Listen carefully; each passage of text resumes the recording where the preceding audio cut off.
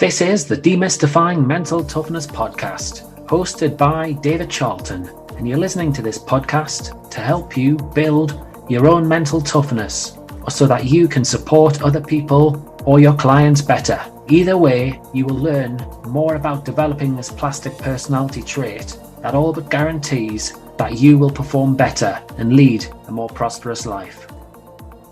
Hi, I hope you're well and you're enjoying a good week. I've been fortunate to receive some messages recently of support for the podcast from Brisbane, Hawaii, and as far away as Auckland, some 11,000 miles away. It's amazing the reach of the podcast and something I'm really grateful for. It's certainly something that I did not expect when I launched the podcast some 2 years ago. So a big thank you for listening. And I sincerely hope that you get a lot from this episode and future episodes going forward. So this week, the podcast episode is heavily weighted towards sport coaches, with the aim of arming you with some ideas to become a better coach. Though there's an argument to say teachers and parents will pick up some tips too. And the name of the show is Demystifying Mental Toughness, as I hope you're aware. Or if you weren't, well, you are now. And demystifying, that is the key word in this. And this episode, I'm hoping, is going to demystify the development of mental toughness in this respect. You know, some people have the idea to develop mental toughness, you must beast your athletes and your players, that you have to be in charge. You need to be that autocratic coach, the one that creates panic and fear, that dishes out punishments and consequences. And I'm really hoping that this episode is going to destroy that particular myth. Often as a sports psychologist, we're tasked with fixing problems that athletes might bring to us. And these problems that can be influenced by genetics, the athlete's home environment, personality traits, value clashes, parenting, off-pitch or course issues, the club or organization's culture. And it's important to note, however, that the problems, I've got to say, I hate that word problem. I prefer using challenge. So let's go with challenges that the athlete is experiencing can also be hugely influenced by coaches.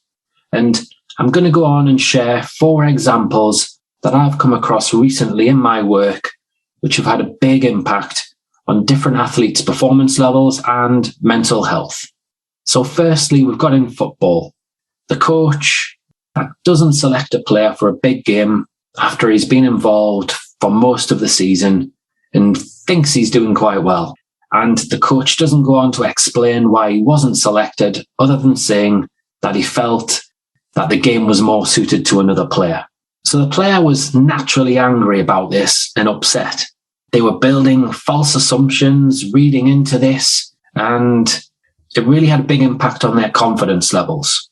Now, I think the important thing here to recognize is if a player has high interpersonal confidence, they're likely to challenge the coach and question the decision, and then throw in low levels of emotional control, then there could be a very interesting exchange that takes place. Yet, if a player has less interpersonal confidence and doesn't often engage in a great deal of conversation, and then throw in the fact that they hide their emotions, they control their emotions well, so they have a good poker face, you're likely not as a coach be on the receiving end of much, which, can be nice for you as the coach. However, the reality could be, like this player, they could be sitting stewing at home, mind reading, building up faulty assumptions based on different things that have happened over the last month or two. And it can really have a big impact on their confidence and their self-esteem. So it's something to bear in mind. Another example is a coach plays one player off against another in fitness testing in trying to motivate them. So they're telling the player how fast and powerful one player is and that they have to be really focused to beat their times. However, the task fails abysmally. The player's had a stressful day. They're not in a great headspace. So they decide, actually, stuff this, I'm only going to give 70% in the fitness testing. Then you've got to throw in the fact that they don't actually have much faith in their abilities, in themselves. So in mental toughness terms, this links back to confidence in their ability. And specifically, this athlete didn't have the confidence in their ability when it came down to the physical aspect, so their fitness. So when you're trying to play one athlete off against another in that respect, it has the opposite effect. And this particular athlete felt hurt, they felt shamed by the coach, and they questioned what they did, the culture of the club, why they actually were involved at the club. They took those comments really, really personally. So the trust in the coach then suffered hugely. Their motivation wavered. And, if you think about it as a coach, when the pressure's on, when you want your players to really dig in deep, this person wasn't the type of player you could count on in that respect. And that was partially down to the relationship between the coach and that lack of trust, that deep fear of being hurt again and dropping their guard and actually just being themselves. So something, again, just to factor in there. Try not to get caught up in the comparison game and trying to provoke some fear. So a third example, I'm going with an individual sport, and we're going with golf. So a talented amateur golfer who gets regular coaching on about a fortnightly basis, and their coach always tends to be late for golf lessons. Typically, those lessons are for 1 hour. That's what the client pays for. However, the lessons have been running recently for 45 minutes. As I say, the coach has been late pretty much every time. And this has caused a problem with the golfer. The golfer is a busy person. They own their own company, and they place a high degree of importance on being on time, efficiency, and value for money. The golf, it's been poor recently, which has had a big impact on their identity, on their self-worth, and it's had a big knock-on effect there on their self-esteem. And they found the coach has been distracted in lessons, which hasn't helped too. And it's really made them question their relationship with the coach. The coach, yes, has helped them come away with different technical tips. However, at the end of the lesson, the player hasn't felt cared for. And they've built up a sense of resentment. And they've got to the point now where they're questioning, would they actually be better being coached by someone else? They want to feel valued. They want to feel good about themselves from the coach. The fact that their form on the golf course doesn't help as well, that's dug them into a hole. But ultimately, it's the coach's role and responsibility also to help them feel good. And their behaviors does have a big impact on that. So something, again, to bear in mind as a coach. And then I'm going to go with a last example. This is with gymnastics, another individual sport in this case. And the gymnast, for a period of about 2 years, has suffered from these mental blocks, or physical blocks as well, where they've learned a skill, they've perfected it, they've done it really well for a period, then it's dropped back, they've struggled with the skill, struggled with other skills, and it's caused a great deal of frustration, stress, and tears. It's been really, really, really difficult. And I'm sure lots of gymnasts can empathize with that. However, the message they've had from the coach, the only way to get over this is by working harder and working harder. And as you can imagine, if you're frustrated, you're stressed, you're tearful, yet you're told to keep working harder, again, some resentment builds up. And it worked out in this case where the gymnast swayed to have a real love-hate relationship with the sport. And with the hate becoming more to the forefront, they were beginning to decide enough was enough and that they wanted to quit the sport at the point of when we met. So a big part of our role was discussing the culture and the coach relationship and how they then perceived this working harder approach, how they thought and felt when they were told to keep working harder when they didn't feel very good.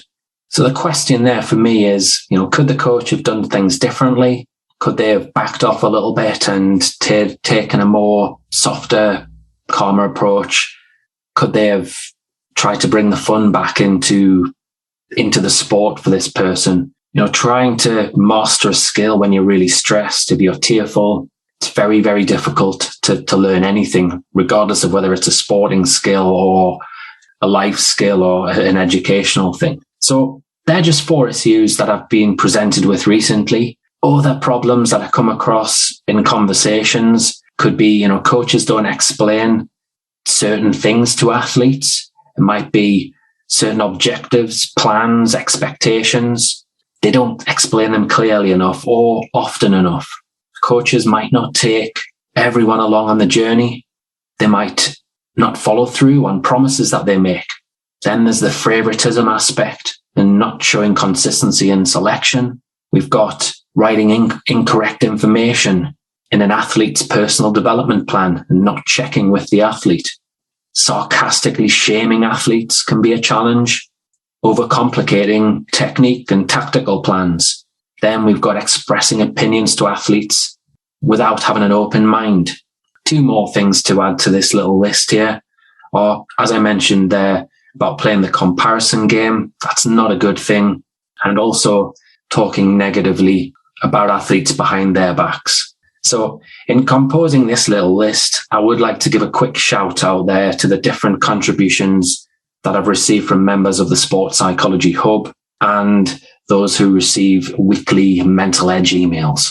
So how is it that coaches could actually have helped themselves? Obviously, I've alluded to a few different ideas, but we're going to go in more depth now. You'll hear me harp on the podcast about self-awareness. Now, this is so important as a coach if you want to improve and get the most from your athletes and from your teams. Understanding your personality, how it shows up on a good day, how it shows up when you're tired or when you're stressed or when your team isn't performing very well. That's so important. It's also vital to recognize that you're in a position of power as a coach and that a power imbalance may not help some athletes, whereas for others it could be useful in driving them forward. And how else could you help your athletes? Well, let's be honest, the role of a coach, it is complex, it's multifaceted. A coach is a human too. Yes, you do have personal stressors that go on to impact your performance. You may be a professional coach who has high pressure from above, or you could be a part-time coach who has a lot of strain from a full-time job or family commitments. You might have things going on away from sport or work. It might just be a life pressure, a relationship issue, or a house move or something like that. And all of these things do have an impact on your communication. We all recognize that communicating technical and tactical knowledge is vital for coaches. Yet also, it's very, very important to be able to provide social support too. And the benefits of great communication, of socially supporting your athletes, mean improved sporting performance, a better transition from junior to adult sport, there's fewer burnout symptoms, more positive self-talk in the athlete, which should equal more confidence and reduced anxiety. And then you've also got enhanced sporting development. So there's a lot of pros for really digging deep and considering how you communicate and considering this whole concept of social support. So how do you integrate social support into your coaching? So firstly, it's important to understand that there are different types of social support. And I'm going to go on now and share some ideas with you. Firstly, we've got listening support. A coach can provide listening support by simply listening. That's right, using their ears to the athlete without giving the athlete any advice, without judging what the athlete tells the coach. Simple silence, nodding, humming, appearing engaged with eye contact. It's going to help develop trust. It's very easy to fall into the trap of trying to fix problems, especially if you're stressed or you're rushed for time. However, listening is a vital cog in this wheel. Then we've got emotional support. Coaches can provide emotional support, showing an understanding of the problems that an athlete might encounter. Why would you do that? Well, it shows that you care about the problem. Perhaps what you can do is go on to share stories from other athletes, who suffered similar challenges and how they overcame it. Or if you've got some personal stories from your past that link to the problem or the challenge even that you're discussing with the athlete. If we're considering an element of mental toughness, we'll go with commitment. So as we know, for most people, trying to achieve goals isn't an easy process. There's no straight line from A to B. There's generally challenges and there's setbacks along the way. And some athletes can really struggle with this. So when you support them, you can talk about emotions, about the frustration, the anger, the down moments, the depressing moments, if you like, the stressed out moments, and really help the athlete just get their emotions out there. Then we've got emotional challenge.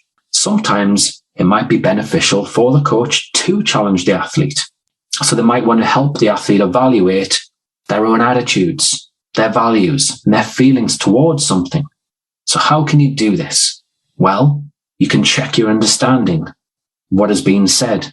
You can ask the athlete, how is it congruent with a specific value, for argument's sake, their behavior? So it's excellence we're talking about. Is their behavior linked to excellence? For more on values, I'm going to share some information in the show notes. But it is very, very clear that if an athlete lives a life where they're congruent with their values, which isn't possible all of the time, that it is going to have an impact on their commitment levels, on their motivation, and this sense of can do. Then we've got reality confirmation support. In order for athletes to confirm that their views are real or are reflective of other teammates, coaches can ask players or athletes to discuss significant factors. So if we think about challenges the groups might be having, so it could be balancing a busy schedule if they're traveling away quite a lot and training an awful lot, and then the toll on their lives. Simply having conversations about this as a group or supporting your athletes in that way can be very, very helpful. We'll throw in also task appreciation support. So this is about effort. Coaches really should recognize the amount of effort that athletes put into certain tasks. Coaches should always show an appreciation for hard work. Praising effort is going to help develop some resilience, especially, if you think about when an athlete makes an error, being able to help focus their mind on the next element, about working hard and shifting their focus onto the next task and showing maximum effort in those moments. That's a big thing. This is likely to make someone feel good and boost their confidence, another attribute of the mentally tough. Then we've got lastly, number 6, we've got task challenge support. So a coach can challenge an athlete's way of thinking about a particular activity in training, for argument's sake. And this is going to motivate, it's going to stretch the athlete. For example, a coach might comment on a certain training activity and the benefits. So in the cold, northeastern weather up here, we get quite a lot of rain and wind and snow in the winter time. Now, a player might not particularly like training in this weather, especially if they're a rugby player, where handling is a big part of their game. But by actually challenging by challenging the player, showing some empathy along the same lines, it's possible to shift the perception of that task, where the player can actually see training in the wet and the cold as something that could actually improve their handling skills. Something to think about. Now, my last point, as a coach, it's really, really important to reflect and to consider where your strengths lie. And I'd really like you to consider these different bits of advice, these different elements of social support, and how you can integrate those into your coaching better. I'd also recommend that you do consider the age and the experience of the athlete. Research will tell us that younger, less experienced athletes do require social support or more social support from coaches than the older and the more experienced athletes. In saying that, though, you've got to certainly take in some personality styles too in the older, more experienced athletes. Or you've got to also factor in what's going on in their lives as well. As a coach, too, you might want to consider the skill level of the athlete. Elite athletes are likely to require different strategies, different social support strategies than recreational athletes do. So that must be factored in on who you're actually dealing with. I do hope that this episode has been helpful. It's helped upskill you. It's helped you think about different scenarios as a coach, or if you're a teacher or a parent. For more on this, or for more support, you might want to join the Sports Psychology Hub. It's a Facebook group that I operate, which is growing by the week and is getting busier and more active as well. Would love to see you in there. If you'd like to ask any questions from me, I can answer direct in there. Have a fantastic week ahead. If you enjoyed this episode of the Demystifying Mental Toughness podcast with David Charlton, do check out my website, sport-excellence.co.uk, and my online sports psychology resources. The Sport Excellence website has essential resources for anyone looking to build their own mental toughness or the mental toughness of their athletes or teams, or if you want to achieve peak performance more often or optimal functioning. The Sport Excellence website has everything you need to keep moving forward and thrive. So go on, head over to sport-excellence.co.uk to find out more.